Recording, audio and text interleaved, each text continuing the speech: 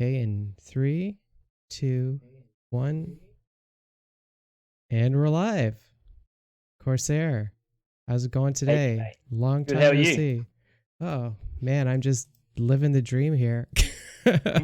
How you doing, man? This has got to be the chillest interview I think I'll ever have. Just talking with a Yeah, buddy. we can just shoot the breeze in isolation, and you know, talk. We haven't caught up in a few weeks, but for people that don't know, our relationship, I guess, we often get to speak to each other and try and catch up at citizen cons and things like that. So good to just have a chat about whatever. It'd be great. So, are you living in isolation right now on a scale of like 1 to 10? Where do you sit in the isolation status? Like, how severe is your Uh, isolation? yeah. So our government is basically telling everybody to stay indoors. If you don't need to go out, do not need to go out. If you can work from home, work from home. So I am doing that. My whole family is at home. We're just, if we need essential items, we go out and get it. But that is pretty much all we do. We don't leave the house otherwise, under advisement by our local government. So yeah, we are in isolation as much as they want us to be. What about yourself? I don't know. My life hasn't changed that much. I mean, I'm just kind of, I work from home anyways, so I'm always at home. I Yeah. don't know. Well, yeah, I guess that's the biggest change for me is that I'm now working at home when I normally wouldn't. I work for an events-based photographic company, so we usually at the office, or I'm usually out in the field. So I'm not usually used to being at home all the time, but there's still plenty of stuff for me to do as far as systems and rostering and organization. Although we don't have any clients now because it is events up until hopefully September. So that's kind of our first postponed booking. So we do have to wait. Still have good wait before it goes back to normal. So yeah. So a question that I always wanted to ask you is, and I never had the opportunity to, is who are you, and what do you actually do? Um. So my real name is Brendan, and yeah. So I manage a photographic company that's run by somebody else, but I kind of look after our university clients. We photograph graduations and do a lot of PR photography and stuff like that. But I look after our universities across the country in Australia.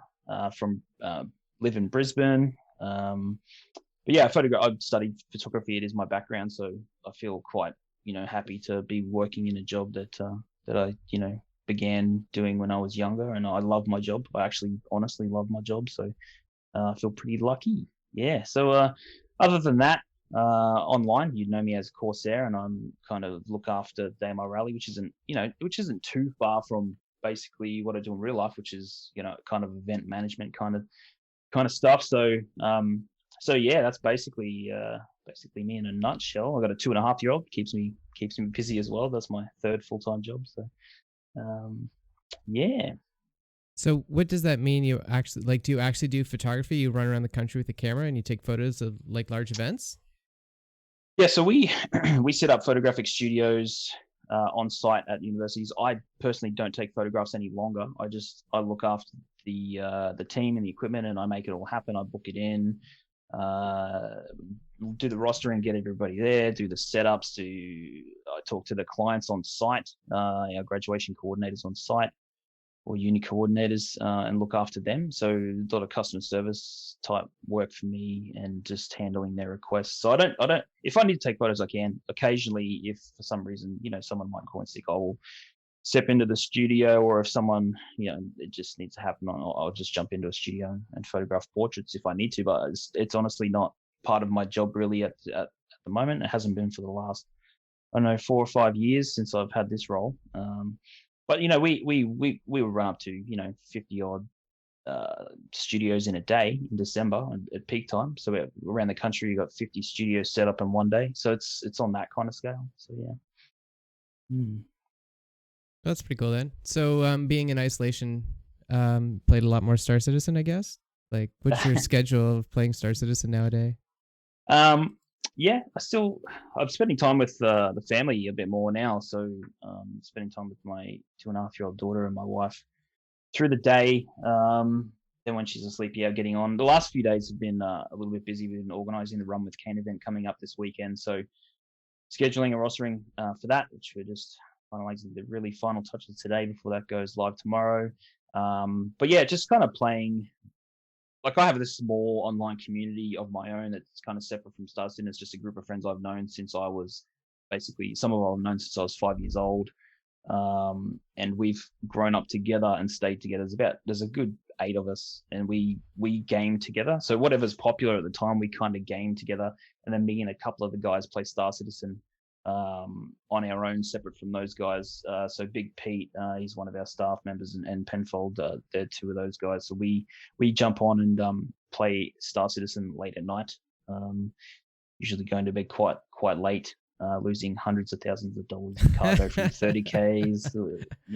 We do a lot of cargo runs, and we do a lot of research and photography, and we do, like, we're looking at microtech at the moment for kind of a rally through microtech, right? So we did a test rally last month there.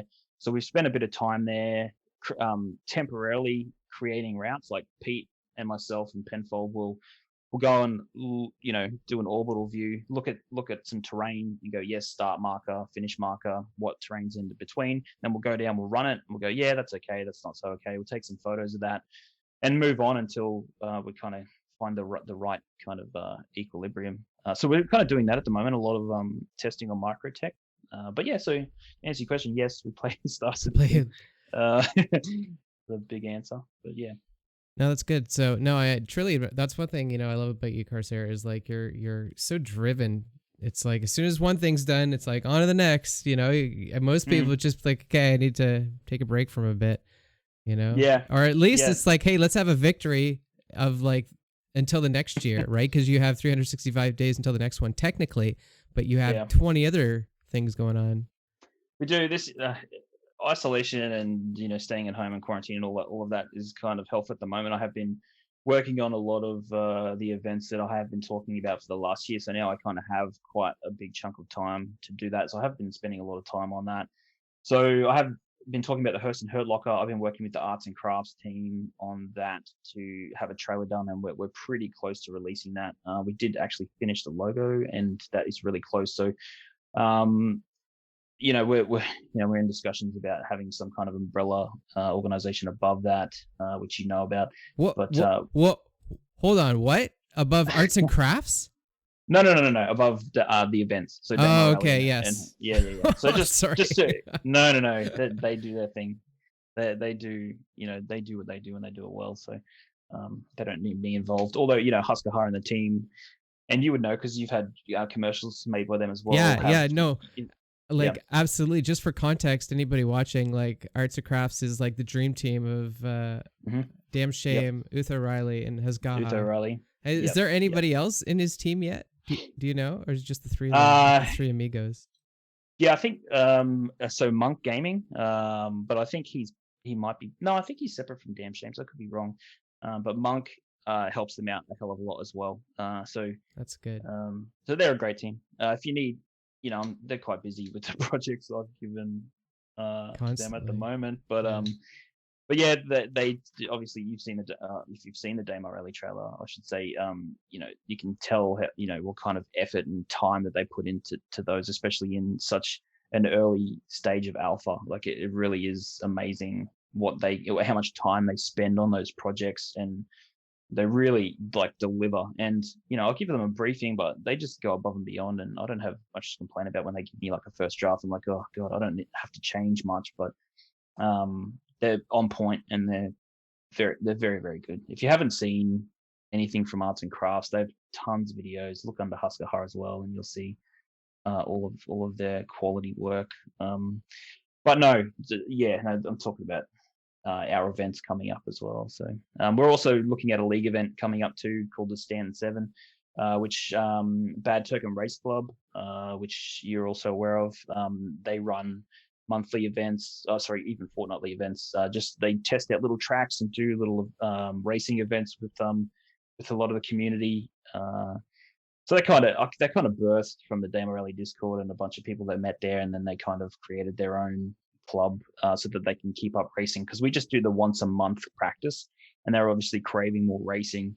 So they just did their own little club, and it's doing quite well. If you're into racing and you need regular races, Bad Token Race Club are doing plenty of those. So they're going to help with the Stanton 7 stuff. We were supposed to have a meeting last week, but I was asleep, so I have to get back to Momo on that one. That's my bad. But we're doing like a 7 race league event, and they're gonna help. I'm gonna do all the art and the promotion and kind of the, kind of what I've done for the Daymar Rally, and kind of do it for Stanton 7. And that's going to be another part of the things that we have. So we got quite a few events happening throughout the year now. So Daymar Rally in January, Run with Kane this month. We have our Grey Cat social event, which is getting bigger and bigger.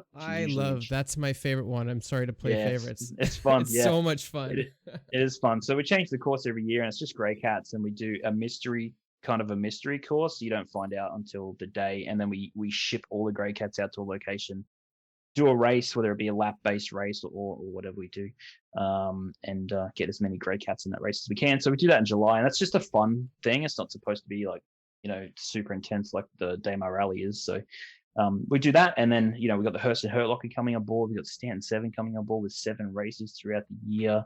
We're looking at this Microtech Snow Biome Rally because it's just super fun. The terrain, the 3 changes in terrain just really break the rally up. Interesting. So, really enjoying practicing that at the moment. So we're heavily into that too. That's cool. So yeah, man, I'm working on a lot of stuff at the moment. Yeah. It's going to be quite like a dirt rally. Like it's going to look like I don't know, compared to like the Volkswagen one. I always see like Volkswagens flying around in dirt rallies. I'm sorry. I know a little bit. You're like the Mac daddy of racing, after you talk about all this stuff. I'm like, I really know who to go to if I need any racing stuff. That's for sure. It's funny because growing up in Australia, this is like a huge V8 supercar touring racing culture, especially when you come from like a really bogan town like I do. I come from Bundaberg, which is 4 hours north of Brisbane. If anyone knows Bundaberg, it's I think it's where the mullet was born. I don't know if I'm talking too much. I don't know if I'm talking too much slang here, but I think there's a Korn song that it sounds like that they say that the mullet came from Bundaberg, and they're not even they're definitely not from where I was born. So yeah, I grew up there, and V8 supercars are huge. So is rugby league and NRL. But the V8 supercars are just like a stock. My dad had basically the car that they race. Like it's a Commodore and a Falcon. It's Commodore versus Falcon, and they just beef them up and they just race, and then they have all these teams, and it's like nothing else. It's Australia's own kind of racing tournament. So I grew up with that, watching that. Dad watched it all the time, and I kind of grew up with it from there. Always liked the Dakar Rally, hence the Daymar Rally. Dad watched touring cars, MotoGP, Formula One. Just watched a lot of that stuff. So, so did Mum. I have to apologize about BRTC. BTRC. I didn't realize they came out of the Daymar Rally. We were just talking about them earlier, and I was like, "Hey, have you heard of these guys before?" Yeah, well, I think tell me if I'm wrong, Bad Token, but I'm pretty sure like Ibra, Mr. Ibra, Diva, and Momo and some of the Exiles. I'm pretty sure they all met. I could be wrong. They all met in when they were all doing the Daymar Rally practice runs. I spent a lot of time with those guys early on. I could be wrong. Text me, guys, if you want to hit me up. But I could be wrong. But we did practice runs back in early, I think March, April 2018. I think we kind of started doing practice runs, and those guys kind of joined up, and then I don't know, Bad Token didn't start for like another year, and they were racing. Those particular people were racing, every month for the whole year. So, tell me if I'm wrong, but I'm pretty sure that's where it kind of began. And then they got their own Discord channel. Go and join that Discord channel. That's where all their events are. I think I'm right. I think you're right. I agree. Okay. Yeah, cool. So, you would know quite a few races. You're developing some web software with quite a lot of people that come on board, but even the European community as well. Yeah, right. That's one thing. That's what I was going to mention.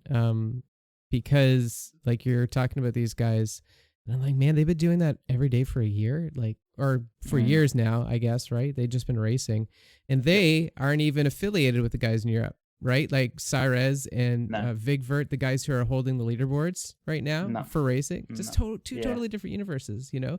And you ever see those guys race before? Those guys are psychotic.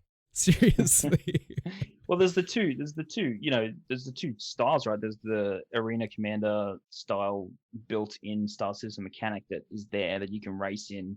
There's inbuilt leaderboards and all of that kind of stuff. But obviously what we're doing is not, you know, it's not set within the mechanics that star system use. It's all emergent gameplay. So it's all built by us, run by us. Our camera team is, you know, how the footage is created is by people running cameras for us. And, you know, we stream that footage to our commentators live, and all our officials are on the ground creating markers. And, you know, we got, you know, our security guys looking after the skies and feeding us information. And it's just this huge, big, you know, event for us. Like, it's massive. We pulled in, you know, 15,000 views in January. Which I'm super proud of. And the whole team should be very proud of themselves. We've got about 10 to 12 people that kind of work hardcore behind the scenes with us when the events are on. So when the events are on, we've got quite a lot of support. In between events, I'm doing a lot of the art and promotion and stuff like that, and I talk to them a lot. But on practice days and event days, those guys always come back, and they've been doing it for, you know, almost 2 years now. So but yeah, we had a huge year. We doubled the teams we had. We doubled the views that we had. We doubled the spectators. It was just a massive year. We added, you know, I'm sitting on 890 jump right now, but we added the whole VIP experience, which to be honest, Yacht Club helped me out quite a bit there. I did it quite late. It was always a plan, and I'm like, okay, Yacht Club are on board now. Let's have a quick discussion about it and get it in. And we got something in, and we want to improve on that. Next year and improve the VIP experience and do it in a different way. Being a VIP doesn't just mean that you're a famous streamer or anything like that. Like, we have a lot of people that are important to the rally, so spots for them is very important as well. But we're gonna do that a little bit differently. It'll be a little bit smoother than this year, but it was still fun. It was still a very cool addition to the rally. Totally. I have a biased perspective on that because I was in yacht number 5. I think. Yeah. I think I was in yacht number 5. I flew that one, right? And I mean, I had these weird characters with me on board that ship, and we ran out of fuel, and we're like, shit, what do we do now, right? So we end up flying all over the verse, just trying to find fuel. And it's like, hey, we have a race we're supposed to be a part of right now. Oh, damn straight you do. You're a server leader as well, mate. Yeah. You had commitments. Well, for sure. At that point, they were doing the flying because I had to look after the spreadsheet. That was my main goal, was the spreadsheet, and that's what I was doing. Yep. I didn't really need to be in game for that necessarily, but that's why I was like, okay, I might as well fly the 890 around and be a baller. Yep. Yeah. So for those of you who don't know how we kind of run the rally, we did have 8 servers, so it is very intensive as far as organization goes. So the rosters have to be spot on. And our server leaders run each of those 8 servers. So we have 8 server leaders, including myself. And they invite everybody into the party, launch a server, and then get the stuff underway. But the server leader also has this other task where basically they have to sit there and they have to track distance information coming in from the teams. And that gets all put into a central location where our commentators can kind of drag it and go, okay, they're at this distance, they're at this distance. So just so we can kind of keep an eye on those things. Anything that happens, like crashes, explosions, you know, people dying, didn't bring their med pens or whatnot, all that stuff's in that spreadsheet as well. So they have this huge central tracking system in the background, which this year was the most successful. It still has progress to make it even better. So hopefully throughout this year we'll progress that, and it'll be better next year. But yeah, it is a huge undertaking. I'm very proud of like where we've gone with it as far as emerging gameplay. So I'm only going to do events based on emergent gameplay. I enjoy it. I don't know. I was listening to a podcast the other week, and they did mention the rally, and they were wondering, you know, why we do it, you know, in alpha at this point. But I don't know, man. It's the fun that I have and the fun that we all have. So I don't know. Shoot me, but it's a hell of a lot of fun to do. So. It's something, and from my perspective at least, it's something that you can't really describe to people, but to experience it and to see it, it's profound. It seems like a certain element of humanity almost. And like the reason why I think this is, no, I'm serious, because one, Kane, when I was doing practice runs with him once in a Cyclone because he wanted to train a team for Ultima, and I'm like, that's cool, sure. And I just watch how he played, and like the methodology they have around managing rocks is just like nobody thinks rock about management. that. Yeah, Oh, no, totally. right. Oh, And I'm like, these people who are doubters out here that are like, wait till the game comes out. Like, you don't even see the game. Like, you're really missing the game. What's happening right now? Yeah, like you play any other game and you find all the tiny little tricks to be really good at that game, right?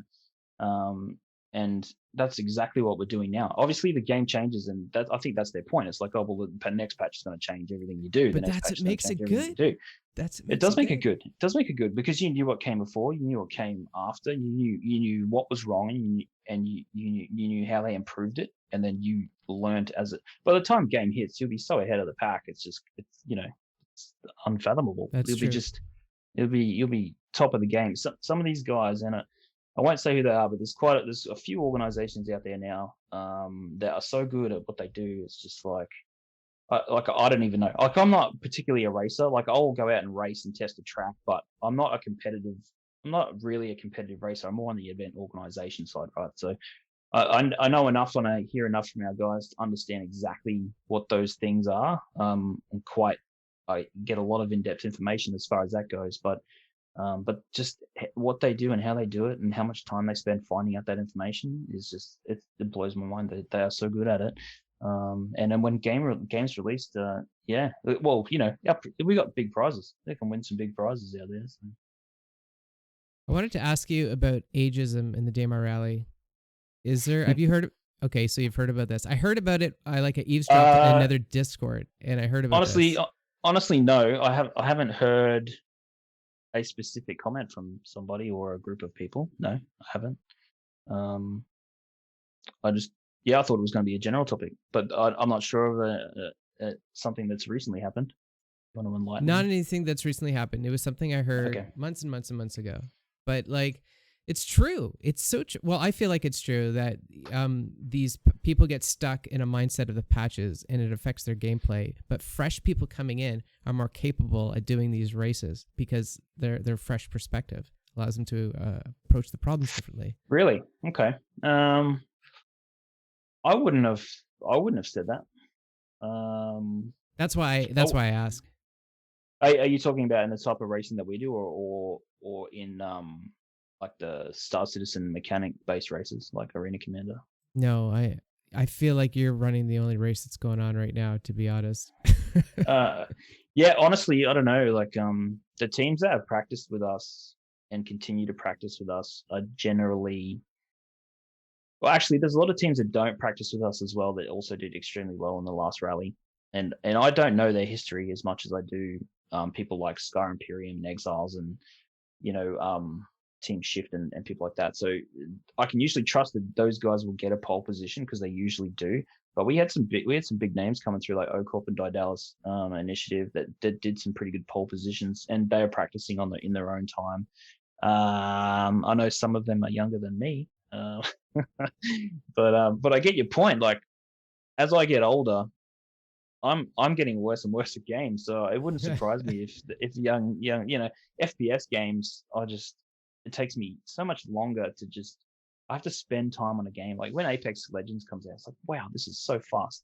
I am so terrible at this game, and then I just had to spend time with it to kind of adjust to the speed. But I think the younger generation's reflexes, it's natural. Like they are better from the get go. I remember being really good at games when I was young. I don't think I could be that. I don't think I could be as good straight off the bat now. And you're talking about younger people coming in to the patches, or that's what you're talking about, right? That's how I understood it. Yes. Yeah. So, that's probably a lot of fact to that comment. Okay. Well, that's good. So just to change the subject a little bit. How old are you? How old am I? Yeah. 35. 35. Okay. How old are you? Okay. Who asked that on a live session? Goodness gracious. 38. Yeah, 38. Almost 40. Getting there. Mm. Well, on that subject, tell me your video game resume. Tell me the games that resonated with your life. God, I started on Amstrad. Um, I would have been 6 or 7, I think. Dad had an Amstrad, and there was games on there like Gold Digger. I think I had Indiana Jones on there. Some of the early LucasArts games on there. Um, I think that's where I first kind of started. But I remember first like really looking forward to games when Command and Conquer was on its way. Mm.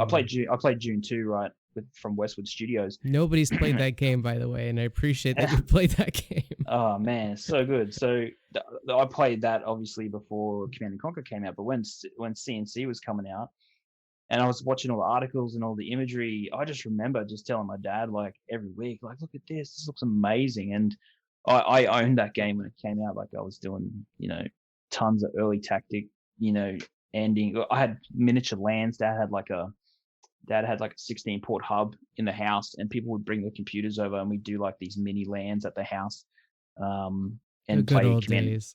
Yeah, and play Command and Conquer, original Command and Conquer, not Red Alert. Like I love those games as well, but CNC was like it for me. I just thought that was amazing. I played a stack of games. Like I played around that. Not long after that, I played Wing Commander 4. I've still got the box over here actually. I think Wing Commander 4 was the biggie. I'd have to see Wing some Commander numbers on 4. that. I saw 7 discs, and I'm like, wow, 7 discs. This game's huge. So yeah, I played that. I didn't have a console until year 10 or 11, I think, and I honestly played GoldenEye for 2 years straight. I think my record was like in License to Kill, 42 kills in 10 minutes or something. Like I just played the hell out of that game and missed a lot of school Yep, I can relate. playing that game. So yeah, GoldenEye, and I loved the GTA series on PC, and then I try to play as much as I can. I used to try and just finish games and just move on, just kind of absorb it, move to the next one. But I did get stuck on GTA 3 for quite some time. I did enjoy that a lot. Oh man, I don't know.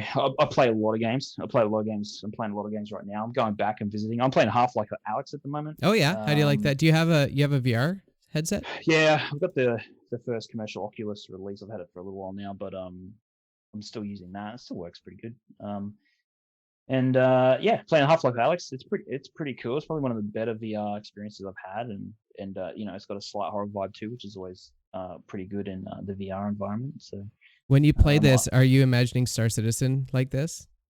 I'd got into what's that third party VR application, Vorpex. Yes, yeah, Vorpex. Vorpex. Yeah, so I had to play around with Vorpex and Virtual Desktop and all that with Star Citizen. Frame rates were pretty bad, but you got a small sense of what it could be like. And then I remember spawning a constellation and walking out onto one of the lander pads also, and just looking up at the constellation, and I just thought, wow, this is going to be incredible. But the frame rates were terrible to play like that, but just to get that sense of scale was amazing. VR sense of scale for Star Citizen will be incredible, and it was when I had that small taste. It was awesome. It looked unreal. It would be very cool. It'd be very, very cool. I don't think if I did it, I don't think it could ever go back. What do you think? Yeah, I do kind of struggle with keyboard and mouse when I've got the headset on. Yeah. So I wonder how that will go, because I don't know if I could play as well with the gamepad. I'm not sure. I still use dual sticks, and that will be fine when I'm flying. But going into FPS and switching back to the keyboard and mouse, yeah, I don't know. I have to do it to see how it goes. But I don't think. Yeah, you're right. Like VR experience in Star Citizen will be incredible. Yeah. Incredible. Yeah. Mm-hmm.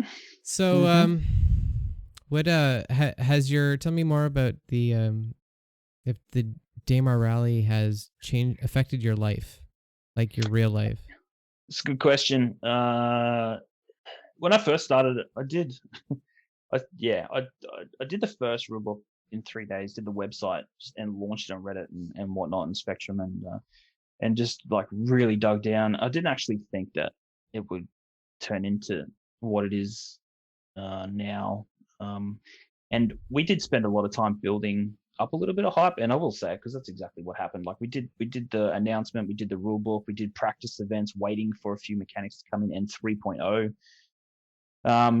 Before we did our first event, and we spent almost 8 months kind of just like practicing, hyping, doing incentives, and we do a lot of like outside promotions outside of it. And so as far as my time and what the Daymar Rally has done for me is basically it's the community that kind of got behind it, and the community that sits and helps me every practice run, like those 12 to 15 people. And it's not just them, obviously, it's everyone who comes to a practice run, and it's the breadth of the community. So we've got quite a few Russian teams that come quite regularly, a lot of the Europeans, the Spaniards, got a couple of UK teams that are regular, obviously tons of the US come and practice, but the French teams are amazing, a couple of Swedes that are regular. It's just it's amazing that all of those nationalities are just drawn to the one project. So for me, being in Australia, born in Bundaberg, and just kind of having this huge community of international people come in and chat, and everyone just gives each other the chance to participate in this thing that I started. It's weird, and like I said earlier, I'm very proud of it, and I do put a lot of time in it, a lot of time into it. And obviously I really feel humbled to be in this community, and I want to create more events, and I'm not going anywhere. I love it so much. And it does sit next to my current job, right? So I do a lot of events now, and I'm kind of used to the event side, and I do love my day job, and I do love the Daymar Rally. I don't know, man. It's similar to what I do. It ties in my interest of gaming, and it's just perfect for me. It really is just perfect for me. No, I don't mean to kiss your ass when I say this, but like you bring out a good in Star Citizen, and that's like I think this is 100% unintentional, unless you're secretly a spy for CIG. But you bring out the best in this game. I think that we could call it a game because of your activities. Well, thank you very much. I guess the CIG kind of connection, like I was actually quite surprised. I'm like, okay, we had a really good first year. But we didn't really hear anything from the community team that much. I think Ulf was the first person to kind of reach out at some point after the first rally and kind of say hello. But yeah, we really don't have a lot of ties. Like the last two system cons I've kind of been able to meet quite a few of the people, and that helps when it's physical, right? When you actually meet them face to face and kind of start to build a relationship. But we're definitely not tied in. We did luck out end of last year. I contacted them. I kind of mentioned to Tyler, can I release some shirts? Like, people want some apparel. Can I do this? And he's like, just submit a proposal and we'll see how we go. So I did go through that experience with them. That was the first serious experience I had with them, and went through their legal team and just kind of got some shirts approved so that we could sell a limited amount. So that was my first kind of big experience with CIG. And then CitizenCon just gone. That was great. Got interviewed live on air. Tyler was pretty good. We had a quick chat to him before I left. So, but I don't get much dialogue with them. I see some of the streamers, and they do mention, they seem to mention regular contact with them, but we're not really. I don't know. I don't really see like we're that connected to CIG, and we don't need to be. Like, it's a community run event. It's not an integral part of it, but it is nice to be supported by the game that you love. Obviously, yeah. Like I want that 1,000%. And I think next rally, and we might see a little bit more involvement from them. Hopefully, fingers crossed. So, but yeah, really, no, we don't have a lot of ties to them, to be honest. Apart from the shirt deal we did, which I'm very appreciative of. Thank you, CIG, for letting me do that. But other than that, we run the whole thing on our own with no contact from them. Every event we've had, we've done it without prior engagement. Here's how I remember the Daymar Rally happening this year, or at least how it ended. So I remember that it was a cyclone, right? The last server that died was a cyclone, right? Or was it an Ursa? I think Kane was on a rover server. I would have said it was a rover server. There was one. Yeah, it would have been. It should have been. Yeah. So there was one last racer on the last server that was still running, and then I got in the 890 and I flew out to the outpost to wait for him at the finish line, and the server just 30k'd. And it was like the whole day. That was it. They all went to that one last thing. And it was a beautiful 30K.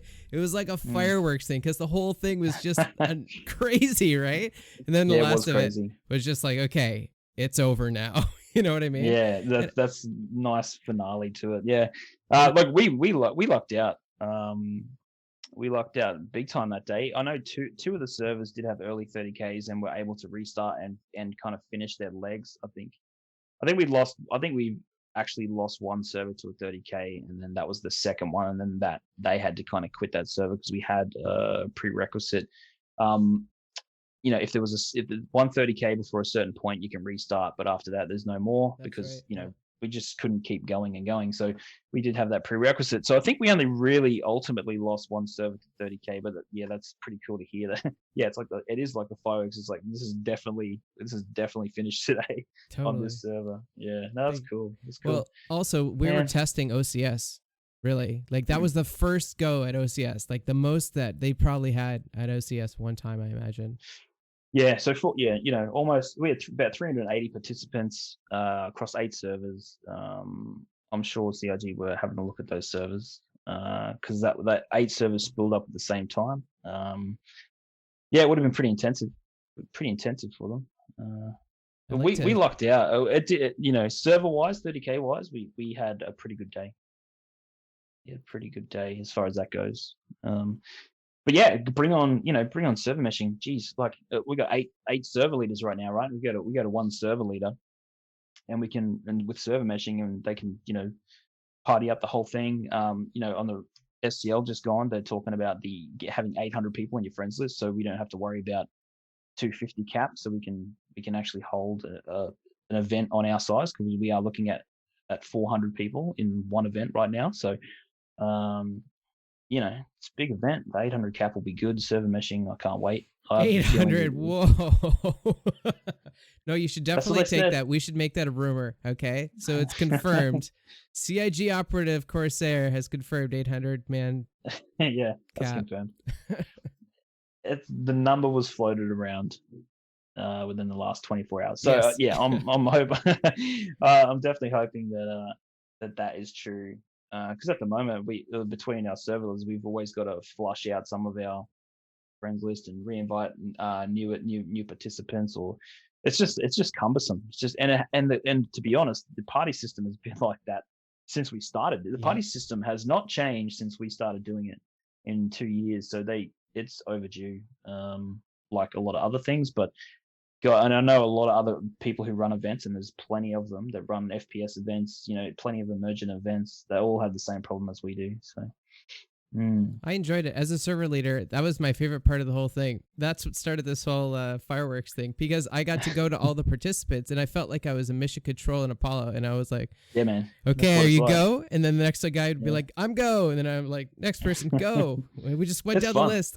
I was like, oh, I'm so cool right now. Yeah, it's cool. Hey. Invite sent. Exactly.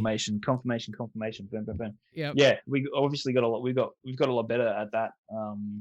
We're getting pretty quick. It used to be like an hour and a half setup time. We're getting it down pretty tight now, and a lot of the people who come back are used to it as well, which helps. So, yeah, it's crazy, man. And obviously we got run with Kane this weekend, so we got a pretty tight amount of people in the roster, so that will have to be on point. And it's a running event, so it's a little bit different. Desync is even more intense with the foot racing. So we're going to try and sync everybody either in vehicles or on a ship before we start the run to try and reduce desync if we can. It's just a theory, but we'll see how we go. But yeah, we got a lot of cameras in this one this weekend. We got like 7 cameras on this one race. So yeah, we got about. I don't know. We got a few teams. There's 16, 17 teams. Yeah, it's pretty good. It's gonna be good. How about that Kane documentary? Yeah. Imperial Geographic did that. Isn't that crazy? Kane doco. They're great. Imperial Geographic are great. This is their second outing with us as well. So they've done both rallies. They've been present at both rallies. But for them to do a video on this most recent one, is awesome. Yeah. Cosmonaut. I don't know if you've heard of Cosmonaut. They just released a article on one of our practice runs as well. So there's a few, and there's people like Echelon U7 out there as well. There's a lot of that style of gameplay too, which I love. I love the whole news reporting thing, the camera work thing that we use. Man, there's just so much to the game, hey? Totally. I just love that it was a 20-minute documentary and it was like good. I loved it so much. There was like recreations in it, like they would have had to have done. Yeah.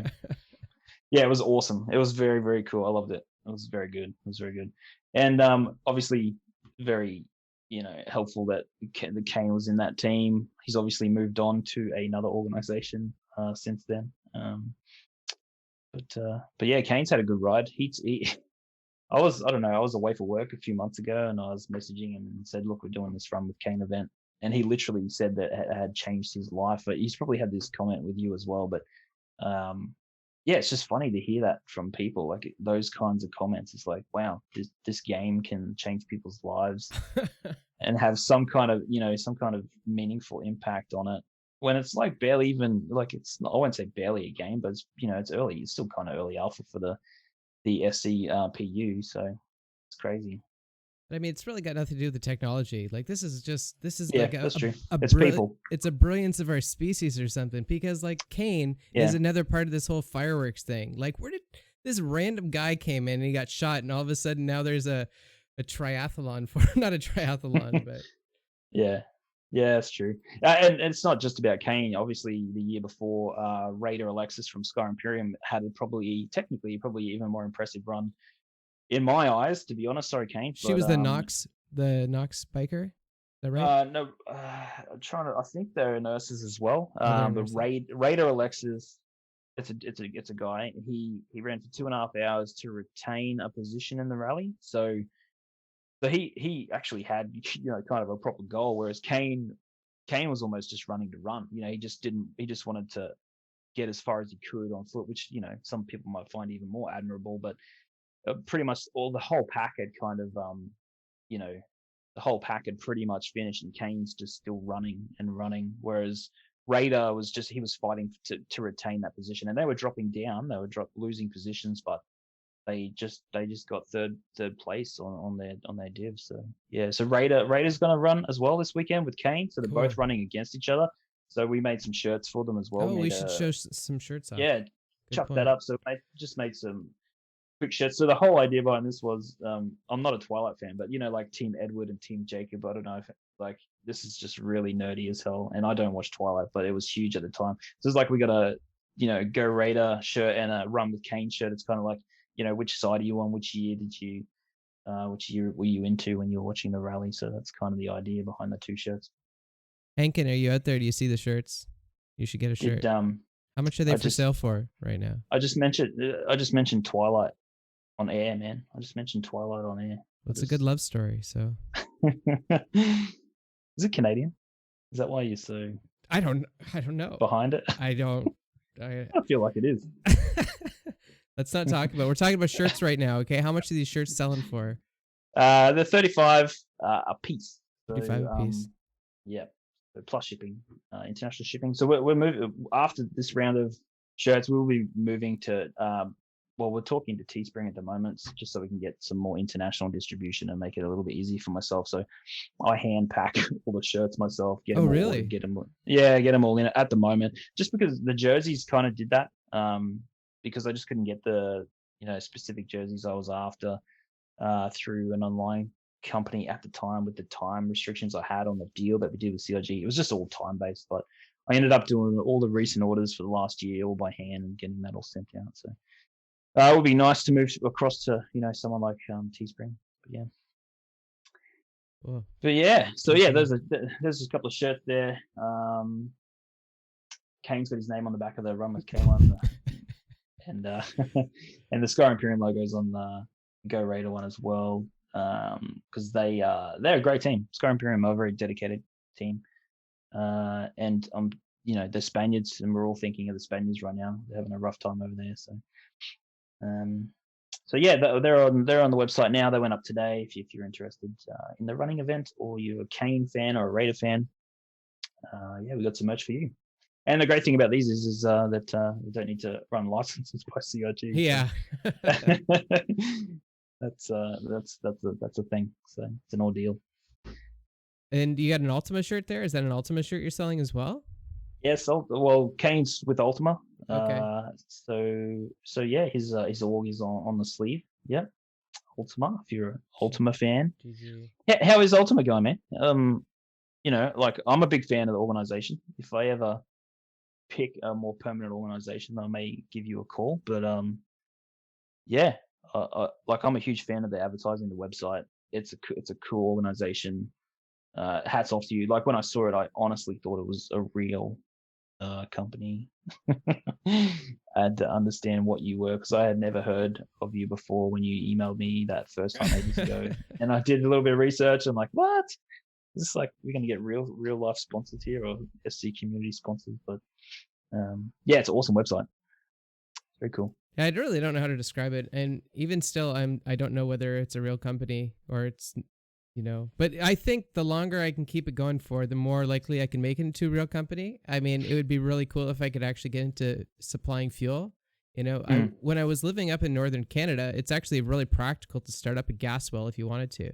So I mean, if I would have played my cards a little differently, I could have got into a situation like that. And I'm like, wouldn't that be a funny thing to do? Start a corporation off, but start it within a video game. Yeah, I guess. you could. Yeah, you could fund some more races. That'd be cool. Yeah, that's true. You're right about that. Well, check No, out. it's cool, man. And you've been lucky enough to get some booze at CitizenCon and Oh get a my bit of God, that's been exposure there. amazing. Yeah. I don't know, whatever I can do to keep doing that, I would just be happy as a clam if we just, and like last year was magical. I know a lot of people complain about it, and maybe we have a bias with CitizenCon because we see CitizenCon so much differently than other people, I would imagine. And I mean, I just thought it was the coolest thing how like I had the guys from Star Racing there, and you were there, and we were like, we were basically all side by side. Mini club. Kind of. Yeah, it was cool. Yeah. Yeah. I don't know. I know, it was surreal. Like in Star Racing, were right next to me. I'm pretty sure they kind of did that on purpose. But yeah, the whole grand bazaar vibe that they put into that thing, I just thought it was awesome. And like you said, like we do see it from a different perspective, because we don't even, honestly, we're just talking to so many people. Like Swifty was there with me and helping me out as well. But we're just talking to so many people all day long. Like you just want to meet as many people as you can. Like I think we only went to the opening and closing ceremony because the bazaars shut down. And that's what happened to me in Austin as well. I don't know about you. But I didn't see any of the presentations except for the opening and closing. Maybe hopefully one day, I was hoping in LA, because we have quite a lot of the Daymar Rally team there. They might get to go and watch Tony Z talk about something. But yeah, I'm sure you're pretty much manning that on your own too, the booth, right? Yeah, I mean, if I just had to do that. I love it. I'm not complaining. I think it's great. With that. Yeah. I mean, like those guys that were doing the simulator, the theaters of war thing. I don't know, whatever. I mean, the people who did it, they were on camera and stuff like that, and that was probably a really good. The people who did it were the best people to do it, I think. I think if I was to do that, I would just sit there bumbling, being like, "Oh, I fly trade. I do trade in this game. Where's my caterpillar?" Yeah, obviously there was a few people in that room. Ari got in there. Ari Neo from Sky Imperial. He got in there. He's a great ambassador for the game. That's true. That's who you need, right? Yeah, he was in there. He was good. Yeah, and obviously a lot of the more popular, quite a few popular streamers were in there, which is it is important to have those people do it. Like, I know why they do it. I think Theaters of War is kind of an important thing for Star Citizen as well. Not so much like building the persistent universe, but just future gameplay opportunities and longevity of the game. I think it's kind of important. And I don't know, it's like there's the FPS portion, there's the the simulator portion of Star Citizen, and I don't really think Star Citizen will compete against something like Call of Duty or Battlefield. But to have that kind of same element in Star Citizen, I don't know, is it too much? Like, I don't know, I don't think they need to compete with that thing. Like it's a cool thing, but Um, I like it, but at the same time, I don't know if it's super necessary. Like when they talk about fun, like that's a separate mechanic. I want like Sean Tracy was going, we want to put fun in it, so they created Theaters of War. But we all know that we want fun in the persistent universe. We want fun in the gameplay in the persistent universe. We want emergent gameplay that's fun and gameplay loops that are fun, not so much another Star Marine. I think it's their new F word. I think they're just because like they threw fun around today as well, and I'm like, oh, it's so weird to be hearing them say that. They are. Instead, they still said fidelity. Well, maybe fidelity was the old F word, and this is the new F word that they've incorporated. I don't know. Maybe you can make some pretty funny TikToks with those two words based on Star Citizen. That's true. Do you have a TikTok account? Are you a TikToker? Maybe. Okay. Maybe I'm working on it. I'd like to get this show on TikTok actually, because a couple of people had recommended that to me. So I don't know. My wife's fairly not into new technology really, but also not into delving into yet another social platform. But That's obviously, liking tech, I'm interested in the latest popular platforms, so I have been looking on it. I don't know. It's a very light-hearted social media platform. Like it's not a nasty platform. That's true. Yep. Yeah, I like that about it, I guess. But yeah. So run with Kane's on this weekend. Kane is our runner. So obviously, the last month and a half or so, we there's been a lot of talk about griefing and stuff like that, and whether what happened to Kane was griefing or not. And there's certain podcasts that have kind of like been talking about the Daymar Rally and talking about how they are so skilled in like getting into the servers and blah blah blah. Like, and it's just like a whole bunch of propaganda and rubbish. But like one of those servers had like more than 10 spots available in it. Like it's not hard to get in. You just enter the server. Like it's pretty easy. But so I think it's all just a bunch of rubbish.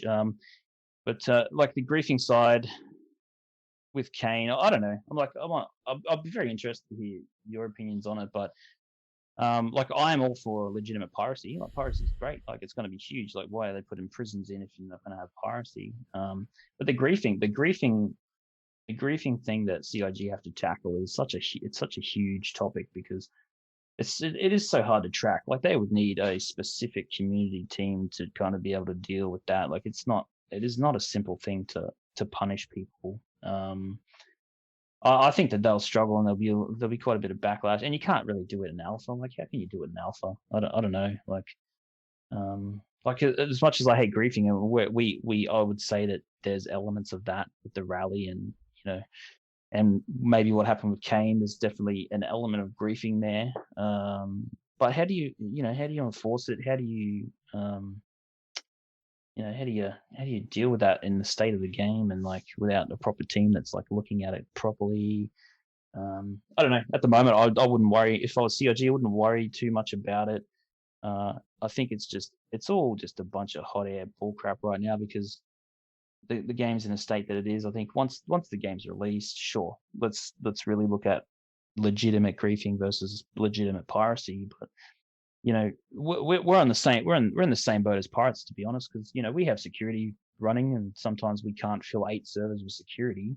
But our security is in the same position that pirates are. They are there to shoot other people down and defend against pirates. Like they love that gameplay. Pirates love their gameplay. Like it's a cohesive environment, and I'm kind of all for that. But yeah, I don't think griefing can be really tracked or punished at this point. Well, so you're asking me about that? I got that right? Yeah, I think my question would be, what do you think about punishing griefing, legitimate griefing at this point, like in its early stage of development? So I have a lot invested for griefing in terms of cargo, like trade, because like I'm not the Daymar Rally.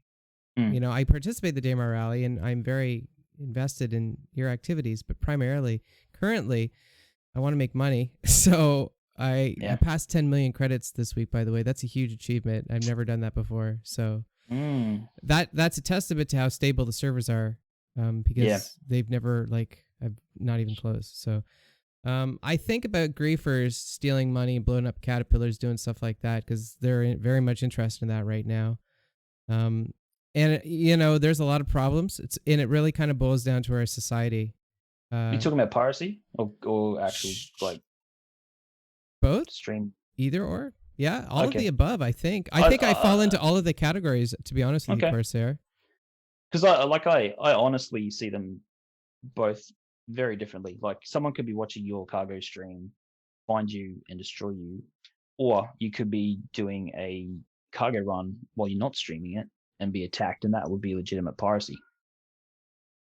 Well, I mean, not everybody who attacks me knows I'm streaming. I mean, I only have like 5 viewers in a stream. No, I'm not saying. Times. Yeah, sure. Yeah, no, I get that. But let's just say, to divide the griefing and the piracy argument, that you were griefed while you're doing a cargo run streamed, and by griefed I mean they only found you because you were streaming, versus like just genuine piracy, like you're alone out in the verse with your giant cargo ship full of cargo that can be turned into money, and you get attacked by pirates. Like, do you find, are you saying your vested interest is that you'd be interested in hiring and doing it properly and having security for yourself, or you just don't like it, period? No, I said investment because I was just trying to set context. Like, that's where my interest lies. I still don't think there's that much of a difference. Like, stream sniping is unacceptable, period. Like, in all games, it's unacceptable. Yep. But like, the problems remain. They're the same problem. And I don't know the solution. I'm not even going to pretend to know the solution to that problem. But here's the thing, is that Mr. Roberts knows that there's a lot of Cor5aire players out there, I myself included. And he wants us to play with the FPS people. So it's their responsibility to come up with the solutions to that problem. I have no idea what they are, but it's a problem of humanity, I think. We all have to live under the same roof together, But isn't it a problem for you that you're in a game that kind of does support piracy to a degree? And obviously punishments for piracy is going to change in the future. But you just flat out don't like it. Like, you don't feel like you're obligated to spend money and hire a couple of security people, or share your mission money with some security to fly with you to defend against pirates. You prefer there to be no piracy and just like hardcore punishment. No, well, I right now in my streams I pay escort pilots if they're needed, but most cases they're not. But you hate doing it? I don't care. No, in fact I encourage it. I have a spreadsheet just for it. I have charts on my stream overlays include escort pilots, so they're a part of the equation. But the abundance of griefing, or the management of griefing, is a problem that needs to be solved.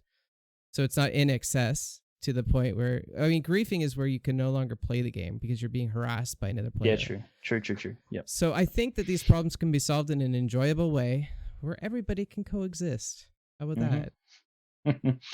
Yeah, like, I'm really interested. Like, this next patch, I don't know, for some people probably seems quite mediocre, but for me, there's a lot in it for us. Like, actually, there's an absolute ton in it, right? We got the party system updates. We've got the player status system. So our races, depending on what they end up doing with the heat on Daymar or the cold on Microtech, our races need to make decisions on what they wear when they race, when they're getting out of vehicles, in and out of vehicles, sport chips and whatnot. So there's a huge gameplay thing for us there. The prisons are huge for us as well, because I'm going to make it my personal goal to actually never go to a prison. Oh, really? The pirates can test the prisons out. That's their job. I'm thinking about maybe never attempting to set foot in a prison, just as like, and I don't know, the game's in a test state, you should be testing it, and whatnot, and maybe I'll do it when games release. That's my goal, to never go to prison and be like a very, very lawful character. But if you decide to do that, I want to jump on board with that goal. We'll have like a group of marathoners or something like that. That have never been, but we'll be heavily targeted. That guy's never been to jail. Put him in jail. But yeah, but what I was really going to say was with the pirates, it's going to add punishment. We're going to see what happens to people who try to attack the rally or other events, or or anyone, and how long they can stay punished, and then they have to stay away from that event. Obviously, you can kind of time it where you're not in prison before a major event happens when it's heavily advertised like ours. But once you do, and you you fail, and you go to jail, I'll be very interested to see what that does for us. It could create a lot of safety for us and people like yourself. It could be over the top. Obviously, they'll adjust it. Um, but those three big things, this patch is huge for the Daymar Rally. There's like I played Ultima Online a lot when I was younger. That's where I stem from, and Yep. I just think that this is the exact same thing as that. This is Ultima Online in space. Everything that Chris Roberts talks about, it's all the stuff that we had in UO, and Mm. like how piracy was managed in there. There was these systems in place to kind of balance piracy, but it existed and it sucked at times. But it was kind of the way of the game. Yeah. Yeah. I didn't play Ultima Online. I did play Ultima 7. Um, I know they're very, very different, but there's They're not there's a that lot. different. You could join us There's sometime, by the way, if you Oh wanted to. man. Just Oh, saying. I've never played Ultima Online. I played a lot of Ultima 7. 30 minutes, And you could be up and running. Just throwing that out there. man, I don't know. I don't have time for two MMOs, to be honest. I'm probably in 3 right now. Well, you So don't have to start some race in it or something like that. So I probably can't help myself. Some kind of Ultima Online event. I actually used Yeah. to do boat races back in UO in the day. Oh, nice. Yeah, Cool, they're a lot cool. of fun actually, and they're really easy to do. That's pretty funny. That'd be cool to watch. Yeah, man. So yeah. So this year with the quarantine and the restrictions about leaving your home, I'm getting a lot done. In the last 3 weeks, a lot has happened, and I spoke to you pre-show, and we're going to have a discussion about our personal goals, and whether they align or whatnot. But a lot of that stuff's moving quickly at the moment. So, but like I'm learning a lot from community gaming, online gaming, Twitch. The whole emergent thing has got a lot of legs on it, obviously, because we're doing what we do now, but and wanting to expand on that. Um, I've learned a lot about marketing and the game culture, and in particular communities, and like, so I'm a star citizen, like that helps a lot because I'm quite heavy in the community, and I understand the community. So that's a huge advantage. But yeah, things are progressing and changing, and I know a few people when we first started kind of ask you what your goals are when you first start, because I think they're trying to suss you out. What do you want to do? You want to be like, big and famous, and obviously no, I don't really want to do that. Like, I don't stream. I'm not really a commentator. Like, I don't put my face on it a lot, but like, I still have aspirations. Like, I can still love doing what we do and have aspirations to make it larger, or do other events, or like even start businesses. And I've had a lot of interesting conversations with people like yourself and others, about expanding. And yeah, it's a whole nother avenue of existence. And I'd love to do community management, and like, I think about that stuff. I think about that stuff a lot. So what about yourself? Like, you obviously, you love like the company side of things, and in game and in a role playing perspective. But for you, like, if Ultima became like this big thing, or anything you're doing with like Star Racing, or if that stuff became big, where would you maybe like to take that? Do you have those kind of aspirations too, right? Yeah, absolutely. Yeah, we'll go to space. Yeah, Make Mars 2024. Yeah, we'll go something there. like that. I don't know. Yeah. There's lots of things I'd like to do. Mm. Obviously run business. Like, I just like to have a business that worked in my life. I've run so many businesses and none of them succeeded before. Yep. And geez, I just like it to work one of these days. You know what I mean? And Sure. I really like gaming, and I've always liked gaming, and I've always been fascinated by the business within gaming. Blend. Yeah. Back in the UO days, I used to do lumber. Like, I used to sell wood to people. So I used to have about stacks of 10,000 pieces of wood and sold it for about 120,000 gold pieces. And I'd take the wood and I'd put it on my boat, and I'd sail my boat to the end of the world, and I'd deliver wood. That's what I used to do when my cousins, my family members always tease me because they every time they saw me playing UO, I'd just be hacking trees. That's all I ever did because I ran this business, right, and I made all this The money with it. grind. So, and I mean, But there was a point where I actually traded a house for wood, which was worth $160 American. nice. So I Yep. actually made real money Wow. with it. That was cool. That's pretty cool. That's pretty cool. Yeah, see, that's super interesting to me. Um, like the psychology behind gaming and the psychology behind even like social media, and I'm really interested in the psychology behind marketing and all of that kind of stuff. I'm very very interested, like why people do certain things to make something else happen. Like I'm super interested in that kind of thinking, and this isn't that dissimilar. What you just talked about isn't very very dissimilar from that.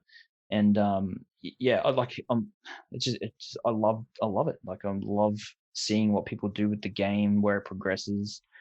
Even I love watching the current streamers at the moment, the up and coming streamers, and what they're doing. Like just take Bad News Baron for an example. Like he was kind of just before I started, so I wasn't super familiar with him. But obviously, he's everyone knows who he is. But I saw a tweet the other week, and he holds business meetings for Bad News Baron. Like he's created a life around that whole thing, and a job around that. And obviously, Captain Richard's just gone full time, and that all interests me as well. Like the whole streaming culture. I'm super interested in that, like mixing gaming and business. Like, isn't that kind of the dream? Isn't Yeah. that the dream? Yeah, That's what I fight for a for. lot of people. I think that Yeah. it would be such a privilege, and I'd feel just so like happy with accomplishments in my life if I was to make money video gaming in some way, shape, or form. And I know I'm really not there yet, but man, it's just cool to be a part of, like you're saying, the streaming culture, because they're a different group of people. Yep. Yeah, it's a crazy world. But yeah, it's cool. And yeah, Buster's obviously just finishing up as main host for Night Crew, so it'll be interesting to see what Night Crew do. Indeed. But Buster's obviously enjoyable to watch, and she's doing pretty well. And I enjoy catching her when I can. I think she's very entertaining. But just those kinds of people, moving up and trying to create something from it. And I'm sure when they first started, they didn't think that it would ever get to the point where they could not work, and that blend of business and gaming really kicks in. It seems the streaming seems to be a very popular way to do that. I'm not so much interested in that. It's more this community event thing, and the whole back end of that's what interests me. But I still very very like watching what the streamers are doing. Yeah, well, same here. It's funny that you heard about the Buster thing. That's new news. I'm heartbroken, by the way, about it. I was quite Well, it surprised is to hear new. about that. I think I saw it on Twitter like 2 days ago, I think. Is it like, there's a Star Citizen news agency. Did they like report it or something? It's like headline news? Straight out of Buster's mouth, I think. I'm pretty sure it was on her page that I saw it.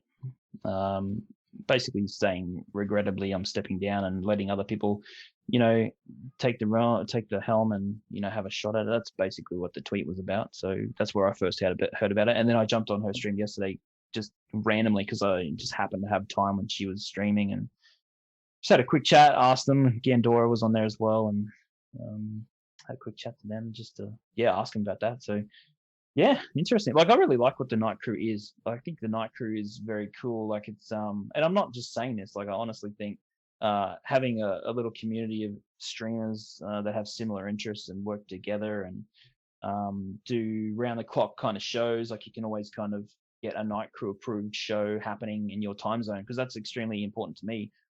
I miss a lot of primetime streaming because I'm in Australia. I'm like the opposite end of the clock. So even though I live in the future, which is amazing, but apart from that, I have to miss so much. And even sometimes when they're on, it's usually during my day, and I'm usually either at work or I'm doing something. So I do struggle with the stream clocks, but yeah, be interesting to see what you guys do. Night Crew does.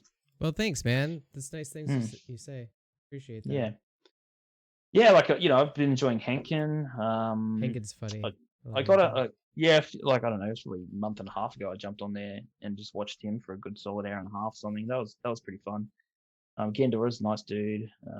Gandor is Obviously, something else. I'm gonna get him on the show one of these days because he's got stuff, man. Like he's wild. That guy. I was just looking at his Twitter feed yesterday. He's got his building his cabin up in the woods. That looks pretty cool. But yeah, I love Ace Tycho. You know, there's plenty of good members in the night crew for sure. Something you touched on here that I thought was interesting is that you're acquiring skills from being in Star Citizen. You said you learned marketing because of the Daymar Rally.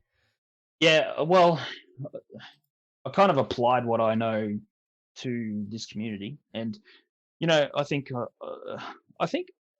gonna toot my own horn, but I think I can do hype fairly well, to be honest. But so like doing little incentives and asking people politely, you know, can we get on here? Can we do this? Like especially the first year. It's been a little bit different this year because I'm trying to work on the other events and have more regular events instead of having to build hype for the rally for the entire year. So specifically, that's why we've changed. Even though Run with Kane would technically be kind of marketing for the Daymar Rally, if you want to be honest about it, it really is. But you know, it's something fun. Like Dallas approached me to do this. It wasn't really my idea. They wanted to do it, and I was like, yeah, we can do that. So it didn't come from me, but I was happy to work with it. I kind of created it. We kind of went in conjunction on the rules. Myself, Momo, and Dallas and Chili. But technically, it's kind of a bit of a marketing exercise as well, as far as keeping hype for the year. But it's just keeping people's interest. Like I'm really interested in that, and we kind of do that with my day job. We do a lot of marketing campaigns. We have two branches, not just universities. We have another large branch of the company, which is just as big as our university side, and I'm heavily involved in the entire business and marketing. I've learned a lot from that, but applying it to a gaming community is slightly different, and I have had to learn. Like the stuff we did with Little Bit of Madness, making a shoe after the first rally. I don't know, just a lot of stuff I've forgotten now, but we did a lot of incentives in the first year to kind of just kind of be relevant, be exciting, and still hold a quality event. Like that's obviously important. Like you have to know your product, you have to deliver, you have to commit, you have to do what you're going to say, and make sure you do it well. So all of those things combined, but the gaming community is slightly different as far as marketing goes, and yeah, and it is talking to a lot of people, and networking is huge. Like going to CitizenCon and meeting people you have spoken to or texted but never put a face to. That's important, and I thoroughly enjoy that. But yeah, I don't know, man. So I have learnt a lot in the last year and a half, 2 years.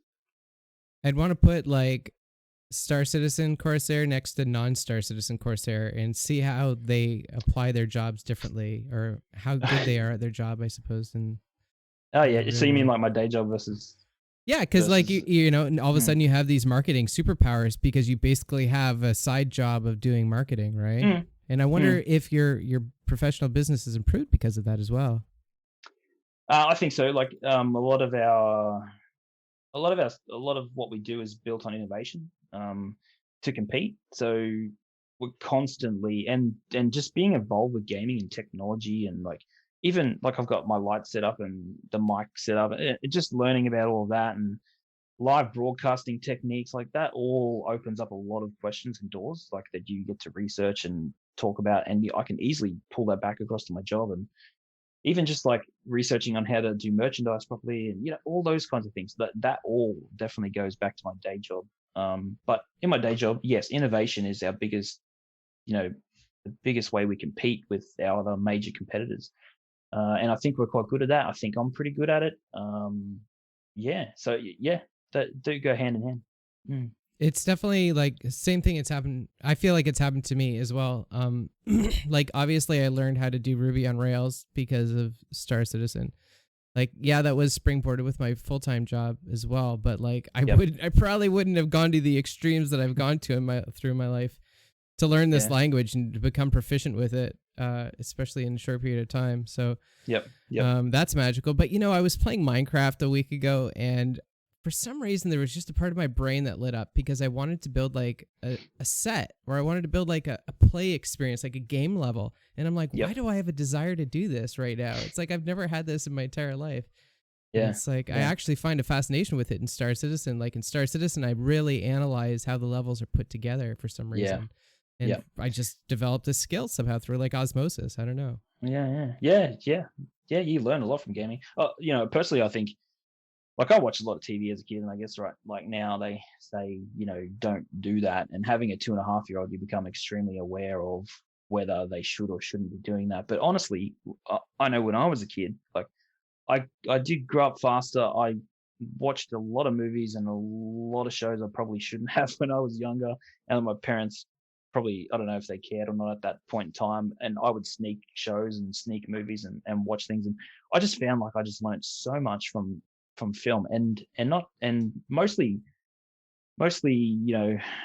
you hear a word you've never heard of, you kind of go, what does that mean? And you just and because you're bombarded with that by watching so much content, you kind of I feel like I have learnt a lot from TV and film when in my younger years, and doing what we do with the Daymar Rally, it's the same thing. And just like you said, that whole osmosis thing, you take what you do in your daily life, you learn from your daily life, you apply it to your job. It's just natural. You just have to get out there and do more things, I guess. Or it really comes down to doing what you love in a lot of instances.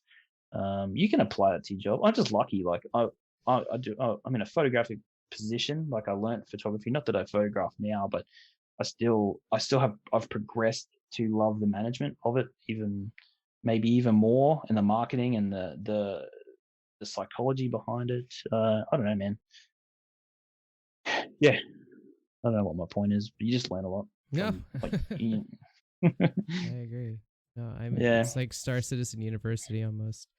yeah, Now yeah. that before Spazzy McGee and Online have a fight with one another, I think we Mm. should probably maybe talk more about Star Citizen, and we could talk Okay. about 3.9 and we could talk about 4.0, and if you really want to get risque, we could talk about 4.2. What do you think? Yeah, man. Let's do it. Let's talk about Star Citizen. Let me bring up the roadmap just real quick. So, got some key points, but yeah. So, I mentioned 3.9 before, like the kind of the huge things that are coming for. Well, the huge things I see coming for, the Daymar Rally, which is the updated party system with the integration between Spectrum, the website, and the client. That's huge for me and our server leaders.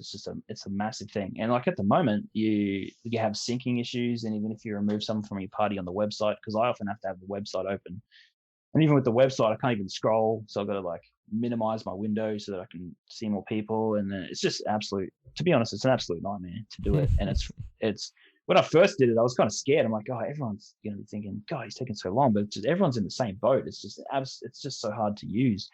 Um, but I'm really looking forward to that update.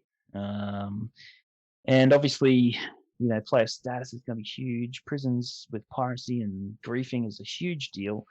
I think there's a lot of discussion about people not wanting it. Oh God, I can't wait for it. Like, and I'm not even a pirate. Like, it doesn't. I want it. I want that protection. I realize that it's not going to be perfect when it comes in. I realize that. They're going to balance it. Hopefully, they balance it well. Like some other things aren't balanced that well, um, but yeah. So should we just, if you want to talk about 3.9 from your perspective, because I've already kind of gone through it a little bit. I think a lot of people, just regards to prisons, I think a lot of people are just cheesed because it's not the salvage mechanic, you know, Yeah. or it's not fixing combat, or countermeasures are broken, or whatever, Sure. Sure. Salt. Uh, Man, like I remember waiting for 3.0 to come, right? And like repair, salvage, mining, they were all within that first year. And I'm like, oh God, man, I'd love repair for the Daymar Rally. That would be fantastic. That'd be interesting. Even salvage would give a lot of people gameplay from the rally, because they could just like salvage everything that gets destroyed across 8 servers. It's just so much stuff to salvage. And I just watched it get pushed back and pushed back and pushed back. And now it's just so far out of eyes view. I'm just completely I'm just gonna wait. Like Joran, I think Joran said it best. Like he loves the game a lot. He's happy with the decisions that CRG make, and I kind of feel a little bit the same. And I realize that people want to complain when something gets changed, and people want to know the reasons why. And I completely understand that. But I don't know. I'm just chilled out. Like I'll just move on to what's available. As long as the game gets released at some point, I'll be happy. So, well, I mean, you're kind of exceptional because you have bigger fish to fry than the next update. Although, like, it would be nice to have like something stable so people don't all crash out. That'd be good. yeah, 100%. Like, I'm not saying there's things I crave. Like, I think server meshing I would crave the most. And every time I speak to somebody about how I'm running the rally, it's like, don't you want server meshing? It's like, yeah, that's probably the one. It's the biggest thing. That would just like managing 8 servers is hard. It is a hard thing, rostering 8 servers and making sure that everybody rocks up to each server perfectly, and the 8 server leaders that you have, don't have any issues in their own server. Like, it is just a massive undertaking to do that kind of thing. So server meshing would be incredible, but I just don't think we're going to get it by January. I don't think that's going to happen. You don't think we're going to get server meshing by January? No. Mm. No. Mm. No, I don't think so. Because they say they need server meshing for Squadron 42, and they want to have beta for Squadron 42. Well, Squadron 42 is not coming out this year. So it's not coming out this year. No. Beta's not coming out this year. Like, that's not going to happen. Yeah, it'll be at best, hopefully, first quarter next year for beta. It'll be at least 6 months behind. I think 6 months for me would be acceptable for a pushback on Squadron 42 beta. Understanding how they operate now, I think I'll be comfortable with that. If it was another year, I think I'd be pretty disappointed. But no, server meshing, I don't really see us getting that in the PU. So I think the first step, obviously, is to increase the server cap. Like, they haven't even done that yet. Well, you can't do that until server meshing is in, right? Yeah, I know, but I want unlimited server meshing. I don't want limited server meshing. Right. Yeah. Hard things. So yeah, 3.9. So what the big topics? Prisons for people. Like, what's your opinions on prisons? Obviously, we spoke about piracy a little bit earlier, but I don't care much about prisons. I'm fascinated by the notion of you never going, because I was considering that myself. I was a little bit sad about Crusader getting bumped for 4.0. That was my big thing. I guess that's not 3.9. Prowler's cool. Prowler's cool. Meh. Wait till you try it. That's good. Yeah. Like, I don't know. I'm not big on the alien ships, to be honest. I'm not. Yeah. Well, like, they're fine. I don't know. Do you do a lot of trade? Do you do? Yeah, like a lot of trade. So there's a lot of nonsense right now, from my perspective at least, with people have carracks. Everyone and their aunt has a carrack, and they're all doing trade with it now, and that never existed a year ago. So like, I'm doing that. All of the commodities are now out. Like, we can't buy or sell anything. Yeah, I know. And I'm like, I'm thinking about 3.9. I'm hoping, we'll get some more outposts. We'll maybe thin the herd a little bit, get something new going. So I guess that's what I'm looking for 3.9. Yeah. Hopes and dreams. Well, you just need another mechanic. Yeah, sure. You just need salvage, and you'll be fine. Yeah. Like, I hit an outpost that allowed me to buy a $320,000 worth of medical supplies in one hit the other night. I'm like, what? So without having to do a pause or whatever, put that on. Get to, I think I went to Hearst, and then you can sell it in like $12,000 increments. Yeah, it's an absolute pain in the ass. Like, it's strange. I am looking forward to cargo timers and stuff like that. Like that makes a lot of sense. Cargo docking and the whole hull C thing, like that, just looks unreal. That'll add so much to it. Yeah, and it was nice that they talked a little bit more about the cargo platforms. Yep. On the Star Citizen Live today. That was good. I think it was the Star Citizen Live. Yeah, it was on there. Yeah. Well, they're moving in the right direction at least. And, they're listening to us, which I think is great, because they also talked about paying players before, when like a month ago, Todd Pappy was like, oh, that's not a priority for us. So I guess now people are talking about it, which is nice. It was also interesting to hear that like they're really trying to govern exchanges of valued goods between players. So okay, how do they plan to do that? Well, actually, no, I'm sorry. Just one thing that I found fascinating about that subject was how everything is so connected to one another. It's like, okay, well, if this person now possesses this, it was Yep. once possessed by somebody else, but it Yep. was Oh yeah, actually an org asset that that's was right. owned Yeah. by Yeah. this person, but this was Yeah. sold between this person. And it's like, and they have to do that That's for right. every item because of Yeah. Just physicalized inventory.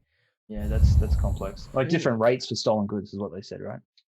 Well, not just stolen goods. I mean, it could be anything like guns or, Well, yeah. merchandise That's what I mean. Oh, ships or anything. I and think they. I think ships. they. I think they specifically mentioned ships. But yeah, you're right. Like that. That does make it more complicated. Slightly. Yeah. Slightly. I didn't realize. I kind of had an idea, but I thought they might restrict that based on the location and how you get in with stolen goods, not so much commodity pricing on stolen goods versus legitimate goods, but I guess it's kind of the same thing. I'm sorry, I Uh, wasn't necessarily referring to the commodity prices. It was the exchange, the fact that they were talking about a way to trade currency between yeah, but players. originally, yeah, between players, yeah, um, yeah. I don't know. That's an interesting scenario. Like if you're out in the middle of deep space and you switch cargo over to another person, but the cargo was stolen. Yeah. But if it's detectable by a location as stolen, wouldn't it just that would always be tracked as stolen? That wouldn't make a difference, right? But the thing is that stolenness refers to a status of the player, right? Because that player is Yes. a criminal because of the stolen flag. Hmm. But they would all be criminals after the goods have passed on from person to person. That's what you're talking about. What if it was like Tracking that, tracking that commodity between players while it's stolen and the status of that stolen goods, and then as it hits or it's detected by an officer or outpost, that person then becomes a criminal because those goods are listed as stolen. Yeah, that all makes sense to me. then I wonder if what if they try and sell it and then the buyer gets a crime status for buying illegal cargo. It's Yeah, complicated. that's like it's like an infection. It's just Yeah. a freaking infection. Yeah. Too soon. Yeah. We know nothing about pandemics, but Yeah. that's what it will be. That's what it will be. One person can infect 13 people with that one transaction of a good. So yeah, that's funny. So 4.0 4.0. got Crusader bumped. I was sad about that. I was so sad, but not entirely surprised really, simply because it always gets bumped. Yeah, yeah, I know. I figured it would get bumped as well.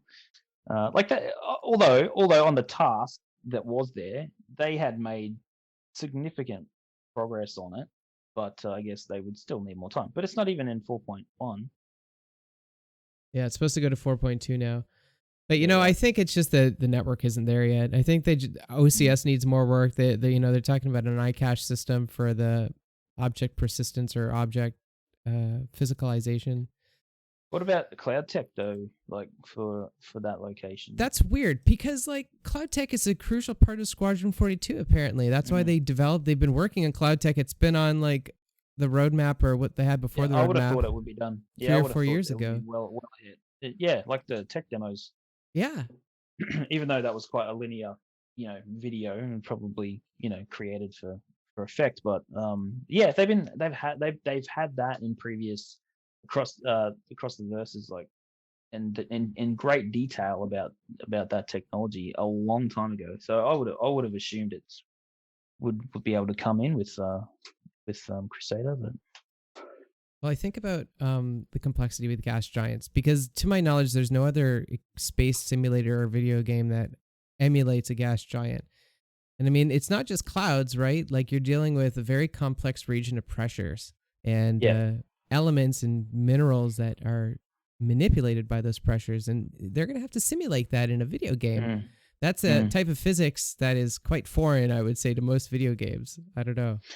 Yeah, I remember the demos they were doing. I remember one specific demo. It was like an FPS environment, and like the basically the depth of the amount of fog in particular areas, and how the light passes through it, and how the light affects what you can see. Like basically like natural fog and natural light Like if you had a light source behind fog and someone was in there, you could, it'd be silhouetted. Just all of those aspects of interacting with that cloud environment. But that was ages ago. That was we're talking a year and a half minimum, surely. That was a long time ago. Yeah, I don't know. Yeah. I'm looking forward to it. It will make the game look a lot prettier, even What's though that? it is very pretty. The gas tech, the cloud tech. Yeah. But it would be quite intensive, bro. Quite CPU intensive right now. I think like it will put a lot of stress on the servers. Surely, I don't know. Could be wrong. I think one thing for me though is like I would just like him to wrap up the Stanton system. Like if they could just get this one planet done, then the first system out of 100 could be completed. They're close, so close. Yeah, so close. The last one's tricky. Well, GrimHex improvements that kind of popped up. I remember seeing that. Yeah, that came out of nowhere. I got people in my stream that are theory crafting that this is actually the outposts of Pyro that they're working on, but they're using GrimHex as a test bed for the tech. Theory crafting. That's not a bad theory. Yeah. Yep. I didn't say it. Penguins, I didn't say it. So doing like a like a design language for Pyro, but updating GrimHex to match that design language. Exactly, because it's all like pirates and Vanduul. It's all pirates and pirates. In Vanduul, apparently. Yeah, everyone's favorite pirates. Yeah, cool. So new Babbage shop editions as well. So I thought the shops would come in, but they're coming in later. Some of them, maybe. Do you have opinions about new Babbage? I haven't physically seen it.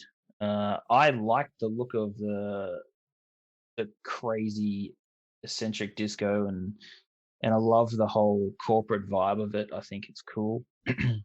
I'm perfectly fine with it.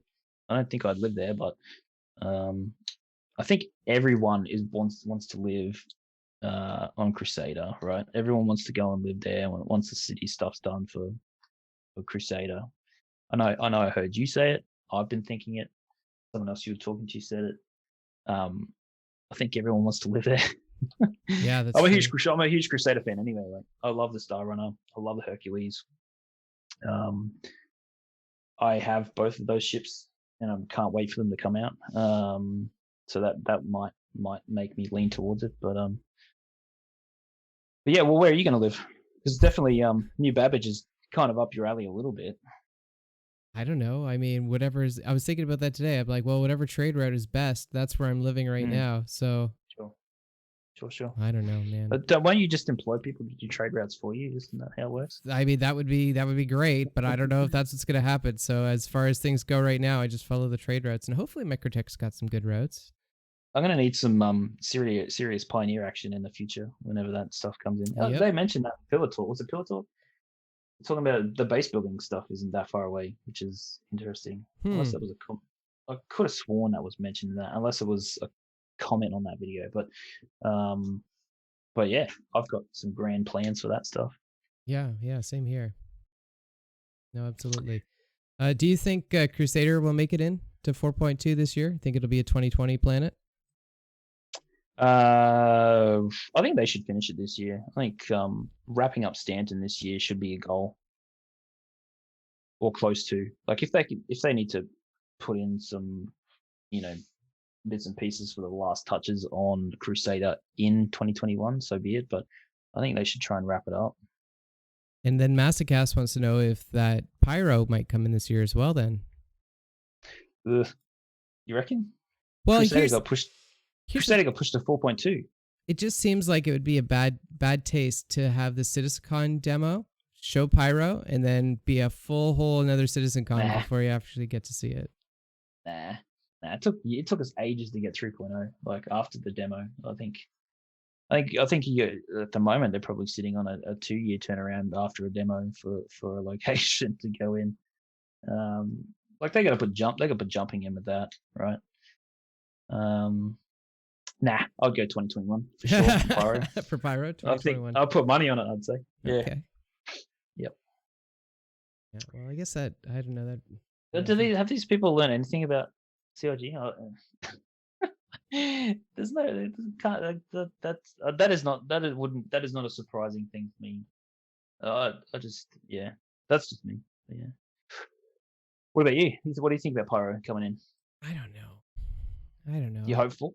You hopeful? I don't really care because like unless the trade lanes are going to be special, I don't think there's going to be much there. Mm. I don't know. I'm so used to just doing the same old thing. Like, yeah, I'd like some nicer scenery, but I'm probably not going to get that in Pyro. But like I Yeah, I said, don't. I just That's wanted to true. complete Stanton just so I could be like, okay, milestone number 1 is done. Well, yeah, I had to defend Sussison last night against someone who had backed. I don't know when they backed, probably like 2015. And they kind of like they haven't kept up with it. I had to explain the Daymar Rally to them, and I showed them some videos. And then then they're talking about pledge goals and money and spending, and they don't they haven't kept track of it, so they don't really know. I had to explain deadlines and timelines to them, and and this is a backer, and I don't know, it's frustrating and difficult when they don't keep up with it. There's just so much bad press. I think Mm-hmm. Montoya did a video on Inside Gaming the other day about about I just find that an organization that runs a podcast or a gaming show or an article when they put out when they're not community members, it just never gets a good light. It just doesn't seem to happen very often. When someone who isn't that connected to the Star Citizen community, they put out a positive article. It's kind of a bit scary, to be Mm-hmm. honest, that it has such a low opinion outside of the community. Well, that's the thing. It's like if you're selective about the news, you don't do enough research, then you develop this bias. I mean, it's like anything. It's like coronavirus. People believe in those crazy theories out there just because Mm, they're not researched in it, But if you actually research, mm, you learn out it's not a scam.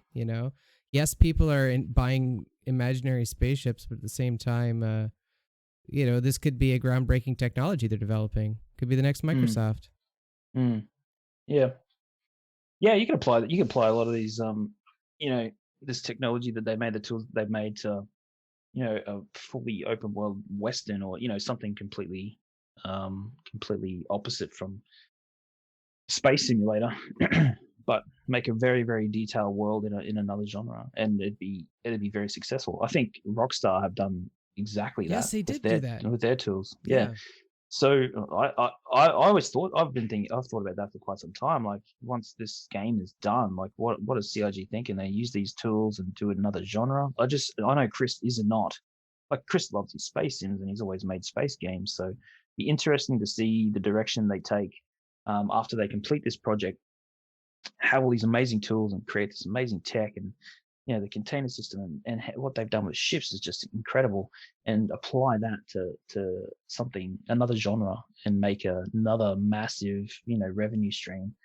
I'm very interested to see what that next step is. At the moment, I'm enjoying the ride. I'm enjoying Alpha, clearly. But yeah, I'm very interested in that. Yeah, me too. Yeah, I'm having a good time so far, so I have no Mm. complaints. um,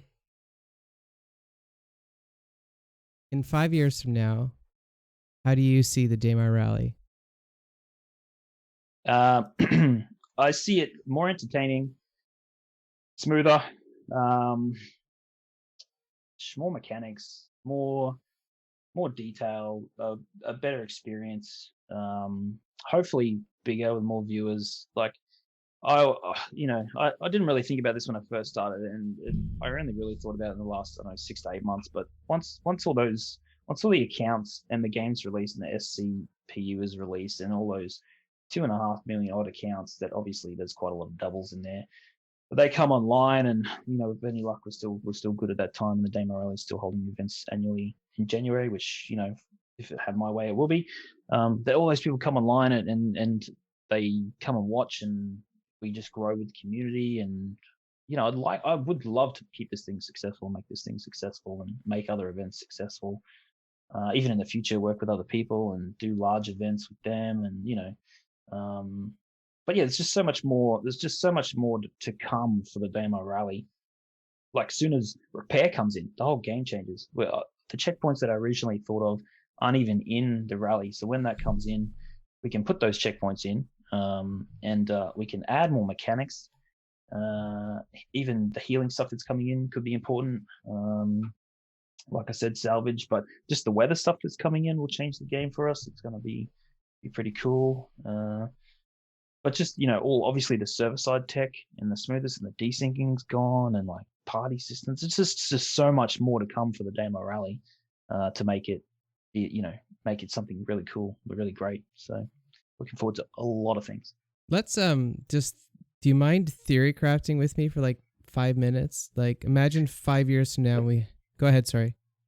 No, you go. Okay, I just want to make sure you're all right with this. So imagine Yep. 5 years from now and all of those mechanics are in. So refueling, repair, rearm, I don't know. Refueling. Yep. Everything, right? So what does that actually look like? Like, there's Crucibles, there's Starfarers. Like, will each ship be responsible Hercules for will their be own? How's the Hercules relevant? What will it do? I see the Hercules as like the perfect pit stop vehicle. The Starfarer is also, I don't know, I think it will be supported, but just the layout of the Hercules for protected repair and just run in and run out, like it's got the dual platforms, right? So you can pass through the Hercules. It's a smooth checkpoint vehicle. So if we were to have it as a checkpoint for checkpoint repair, refuel, whatever we can do with the Hercules at the time, I just think the layout of that ship is perfect for checkpoints, for rolling in and rolling out, and like not getting in the way of other participants. I just think it's a much better system for checkpoints. So I see the Hercules being quite a large part of our checkpoints. Obviously, whatever is required for refueling is extremely important. So repair and refueling at a checkpoint is the goal. So whatever ships make that happen. But I see the Hercules. Obviously, the Starfarer looks like it's the best option at the moment for a large refueling craft for multiple vehicles. But I don't see. We may be able to do it with small ones, because I don't see bikes and cyclones and rovers really, sucking up too much fuel. Yeah, that's what I was wondering. Is that an issue right now? Yeah. Is a lot of people running out of fuel? No. I mean, it doesn't make sense for them the to fuel run. mechanic's not even in. Like, it's not even in the ground vehicles at all. You can do an entire 5-hour course in a rover, and you don't run out of fuel. So yeah. Hmm. But repair, Yeah. obviously. So if they do repair, is that going to be provided by the Daymar Rally, or is it going to be the responsibility of the teams to do that? Both. Okay. A Okay. checkpoint. We have the checkpoints are evenly spaced out. There's obviously the current first main checkpoint we have now, and you'll be able to do it there as well. But there'll be 2 more additional checkpoints that you can repair without support. But if you have support and you need to do spot repairs, go for it. But we will provide, because we still have solo races, right? People who do it without support craft. So we still need to supply something along the way that can support them as well a little bit, just to even up the playfield a little bit. So I have a lot of sympathy and a lot of respect for solo racing in the Daymar Rally without support craft. So I want to supply that to them as well. So yeah, that will happen for sure. What about oxygen? Well, the checkpoints will serve for that as well. At the moment, it would work the same way. You can just stand inside the Hercules and it will replenish your oxygen. Oxypens are currently unlimited. I would like to see a minimal amount of oxypens carried by a player, which I think it will, in a backpack or on your person. And you either get the support craft to restock your your racer,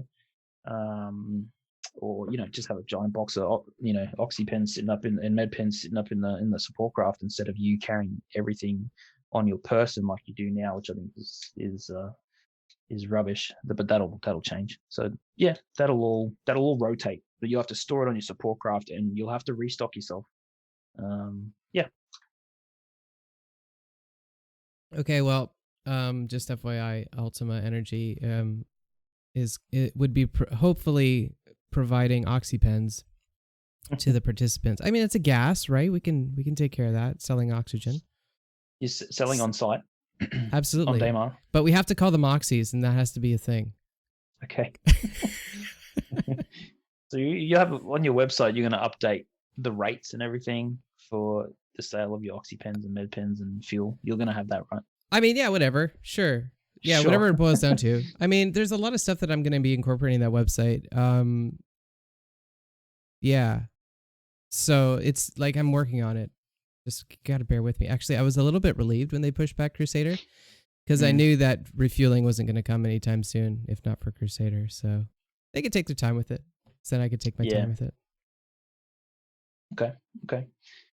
Yeah, obviously we'll have big discussions about refueling and the restock of items and, all of that good stuff when it all arrives, whenever that might be. Whenever that It's might be. Currently not on roadmaps, right? I don't think, right? What's the biggest surprise and biggest disappointment with this year's rally? The biggest surprise is that we held 8 servers. 10 hours before registration closed, we were half that number, and then within 10 hours, it doubled. And I was like, oh, geez. How are we going to do this? And then I had to go to security and say, hey, look, this is how many servers we're going to run. So that was a huge, pleasant surprise. It was exciting as well as scary. So a bit of popularity. But as far as the Daymar Rally, but as far as disappointments and surprises goes, the disappointments would be that we haven't been able to improve the mechanics within the Daymar Rally pretty much at all. Like there hasn't been anything really new mechanics wise yet. 3.9 is going to bring some weather adjustments. The medical gameplay doesn't really affect us too much yet. We're still kind of playing with that, but there's no really need to respawn. Like once you die, you die. Like you can getting healed is fine. If you got a slight injury, as long as you don't die. If you die, you're out. So it's not a huge impactful piece of gameplay. So the disappointment will be that I haven't really like even the party stuff, the server meshing, repair, refuel, like none of that stuff's come in. All they've done for us is give us ghost rocks, more rocks, harder terrain. It just we haven't been able to add mechanics and improve the race that much yet. What's been released in the last, since 3.0 basically. So, or 3.2, yeah. Soon TM, I'm sure. But as far as like exciting things and good things, I think 3.9, funnily enough, is actually probably the most exciting patch for gameplay opportunities for the rally, and that's honestly the truth. So, yeah. How so? All the things I mentioned twice already. So okay. player status, heat, cold. You have to wear particular equipment to survive in those areas. So if you're getting out of your, cyclone or whatever to go to a support craft or switch vehicles, because you have to be properly protected. The prisons do affect us. They will affect us. They will hopefully, with any luck, keep pirates away unless they're, prepared, which I'm sure they will be. But that's just something. But it might actually, if they do commit crimes during the rally and they are taken to prison during that time period, that they are kept away after they commit their first one, which is still a huge help for us. So that's huge. The party integration is huge as well, as far as from an organization perspective. And we haven't had anything of this. Those three things are more impactful than anything we've had since Cyclones got put in the game, basically. I totally forgot about the actor status system. So people are now going to have to carry sandwiches with them when they're going out on a race. Yep, correct. That's important. Yep. So if you got a 3-hour race like the Cyclones can, then you will need to eat. Cool. Yeah, plenty to come very soon. Very, very soon. So, do you still need people to help? Are you still like looking for help out there? If so, who and what? We did really well. Well, we're pretty tight for January. I've got 2 cameramen within the last couple of days, but we're always looking for more camera people. Thanks for asking, actually. We're always looking for more camera people. Like I do have a lot of really great people for server leading and organization and those kinds of things. We're probably technically at our limits with the staff we have now on an 8-server event. Server meshing would just make that a non-issue. But if we were to go into next rally without server meshing in the same conditions we have now, with having to hold a series of servers, yeah, we're definitely going to need a little bit of help. Camera crew, extremely important. Like the more camera stuff we have, the more coverage we can do, the more things we can track. So there's almost an unlimited possibility for camera crew. So if you're into smooth flying and you want to practice tracking a cyclone through some terrain really low, and you're good at that kind of stuff, and you want some really hardcore practice, like we can definitely supply that. So if you are interested in that kind of gameplay, then we can provide that. Like our team's amazing, and they've been with us for a long time, and we recently got a couple more on board as well with Flag, Shipwrecks really good. Blood Eagle from Diwali Racing is also just doing we're doing some ground camera testing this weekend as well with Momo and Blood Eagle. They're going to do some ground cameras on a Dragonfly. So that's something else we're testing. So yeah, mostly camera people. Okay. That will expand though with more mechanics, obviously. Yeah. A lot more reason to have more staff. So yeah. Now you're gonna have to get mechanics for your mechanics. Yep. Like checkpoint crew. Gonna be fuelers and mechanics and all kinds of stuff. Yeah, it's gonna be cool. We have a video here. Did you want to do the video still, or? Yeah, is this the course route for this weekend? Yeah. Yeah. Just flick it up. Flip it up here. Just flick it up, and I'll just explain it real quick. Hold on here. It's 2 minutes. It's just the course we're going to run this weekend. Goes. So, okay, so it's live now. You should be able to see it. So basically, the start line there is kind of Kane Rock. It's just off to the right. So Kane, that's where Kane kind of perished. So it's 15-ish kilometers away from Shubin mining facility. So yeah, all the races will start between those two rocks you just saw, and they'll all run from that position, 15 kilometers to Shubin mining facility. The terrain's pretty full on, and we did some testing last Monday, and going through the terrain, we did have some desync issues, so we're just going to try and combine everybody into a vehicle, try and hone that down a little bit before we put them out onto the start line. But we will still have issues with desync, but it's still all good and fun. But we have like a really large camera crew, so we'll be covering a lot of angles, and we're all on that server together, which is good. But yeah, as you can see through the terrain, it's pretty consistent, but it's up and down, up and down, up and down. Plenty of rocks. There's combat in this weekend, so the only weapons you can have is an arc light pistol and with no mods, and you can take a knife as well if it gets that close. So after a few minutes, you can attack other runners. So yeah, so there's a bit of combat, just like the main rally. Little bit of combat in there. So each team has two members in a team. They have a runner and a support craft to help you navigate to Shubin, and also warn you about other potential opponents of teams as well. So 2-person teams instead of our normal 4-person team. So yeah, so the terrain is Daymar. It's Daymar again. So plenty of dirt and rocks and sandstorms. And we're just, this is just going to happen just before 3.9 goes live. So by the time we hold this event next year in the future, it'll be a completely different story with, the equipment that they're going to have to take with them. It's about 45 minutes to an hour of running. So it's not huge. It's not that long compared to the rally. So yeah, and then when we do get to the finish line, we're using either of the large landing pads have this white marker in the middle for to navigate down to a landing pad on a ship. So everyone just has to run onto that grid section, and they can finish up there to complete their check-in. So it's pretty straightforward. Yeah. So yeah, check it out. We'll be Crucian's hosting this weekend. He's commentating this weekend. We've got a bunch of cool videos. The JRD and F are making a trophy for this. No way, really? Yeah, there's a trophy. So Dallas Initiative, who are sponsoring this particular race, they kind of approached JRD and F before they even spoke to me and asked them about it. And then Cal's kind of mentioned that they had asked them, and like, oh, okay, I'll see what they haven't even really spoken to me yet. So we ended up having a chat, and I'm like, yeah. Look, that's fine. That's great. Like all the races, want as many prizes as they can get throughout the year. So we're putting that on, and Dallas are helping out with those prizes. So that's very, very kind of them. So yeah, there's a few ships you can win in the trophy as well, which will be very cool. Very cool. I believe that Cal's is doing a video for us, I think. And basically, I think it's the severed leg of a runner.